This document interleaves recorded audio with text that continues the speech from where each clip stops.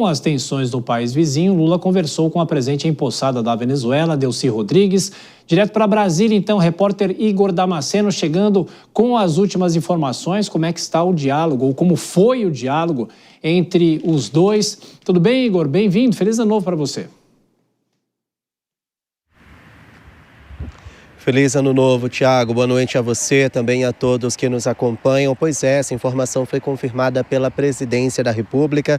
O presidente Lula teve uma conversa por telefone com a recém-impossada presidente interina da Venezuela, Delcy Rodrigues. Só que essa conversa não aconteceu hoje. Na verdade, ela aconteceu no sábado de manhã, horas depois desses bombardeios em Caracas e da captura de Nicolás Maduro. Na hora, o presidente Lula ligou então para Delcy Rodrigues e a informação que nós temos é que ele confirmou que repudia toda essa ofensiva norte-americana porque respeita a soberania da Venezuela e respeita o direito internacional, algo que faltou em Donald Trump. Ele também confirmou que reconhece Delcy Rodrigues como a chefe interina da Venezuela. Desde o fim de semana, Donald Trump tem dito que vai assumir a administração da Venezuela até que a situação se normalize, até que esse caos político seja amenizado naquele país, mas o presidente Lula não reconhece Trump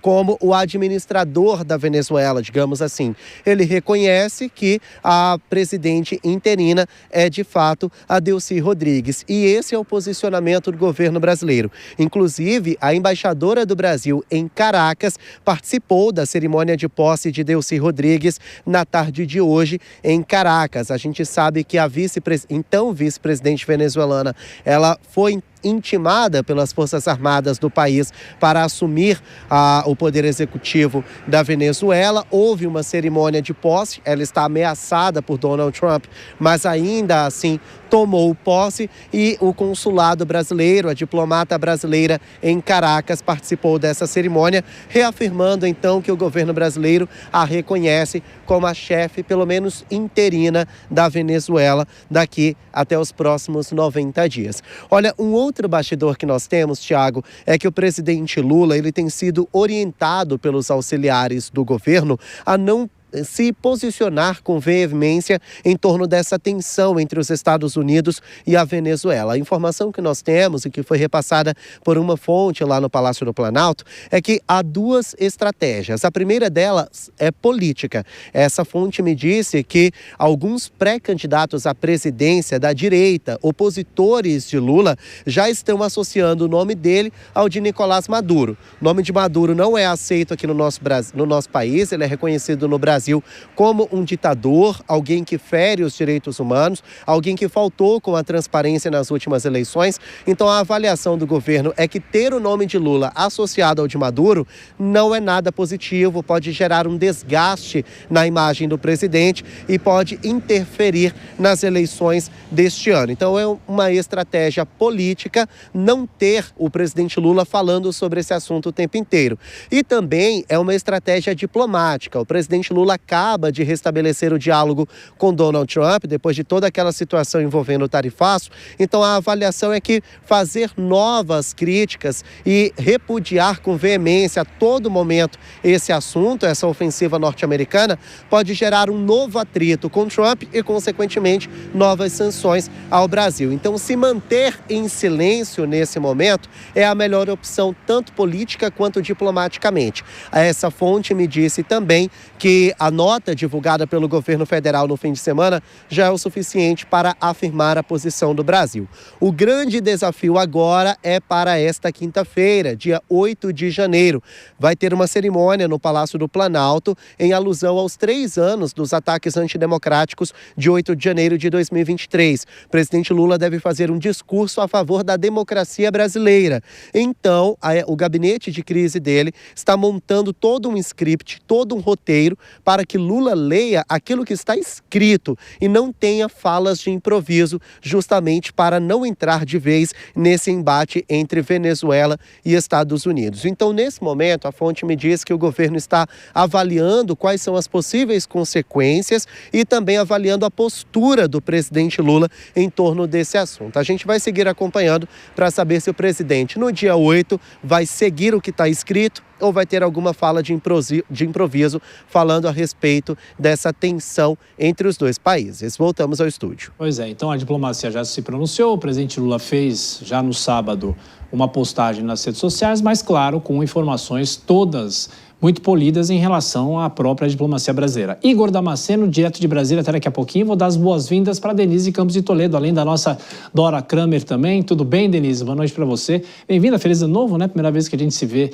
desde o dia 1º. E eu queria perguntar, já tinha perguntado para a Dora, o posicionamento da diplomacia brasileira. Porque é o que o Igor fala, se o Brasil, ou especificamente o presidente Lula, elevar o tom, aí as sanções que foram impostas ao Brasil, algumas já retiradas, podem voltar com mais força. Bem-vinda.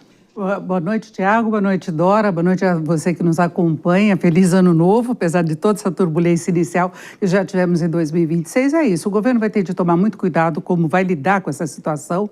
A postura do presidente Lula tem sido de defender a independência do país, a independência das posições aqui das instituições. Ele fez isso em relação ao tarifaço, ele não cedeu em nenhum momento, ele falou que não tinha como interferir no judiciário, e defendeu esse nacionalismo brasileiro, inclusive isso garantiu alguns pontos para ele.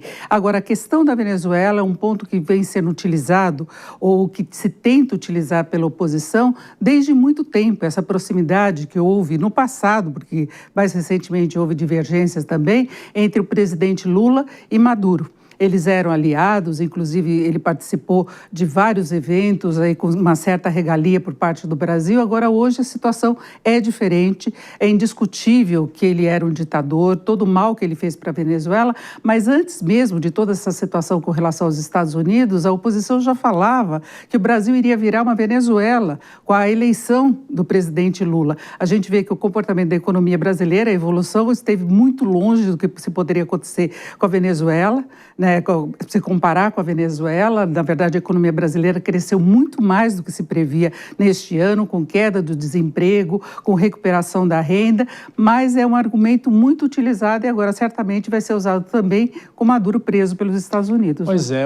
Dora, eu queria te perguntar justamente sobre essa questão política envolvendo o Brasil com a Venezuela, a forma como isso está sendo explorado aqui pela oposição ao presidente Lula. E se ele vai conseguir se segurar, no caso desse evento dessa quinta-feira, como o Igor destacou, se ele vai conseguir não falar de improviso. E se falar, ele consegue se segurar, não consegue, Dora? Olha, vamos começar pelo fim. Eu acho que no dia 8 de janeiro, o presidente Lula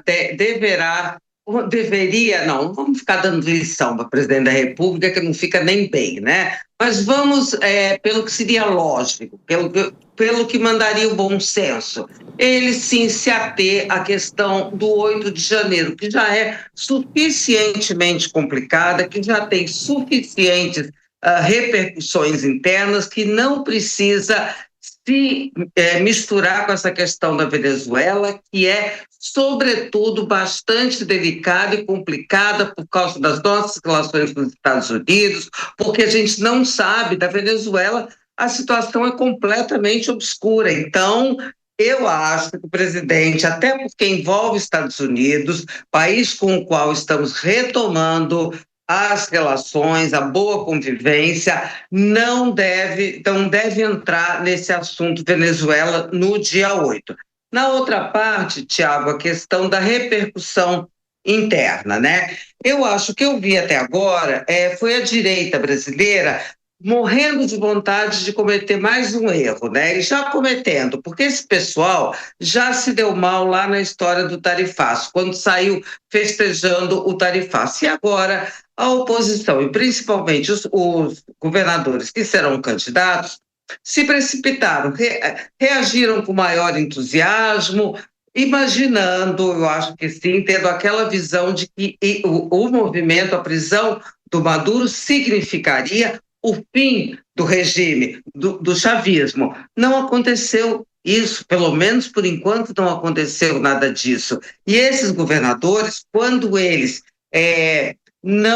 eles prestam mais atenção na derrubada do ditador do que das violações do Trump, que eu chamaria aí a um candidato a imperador, eles se aliam a uma ação muito radical, muito contestada do ponto de vista da legalidade do direito internacional, e isso prejudica o próprio discurso desses governadores candidatos de que representam uma direita moderada e civilizada. E isso pode ser usado contra eles na campanha, dependendo do desenrolar.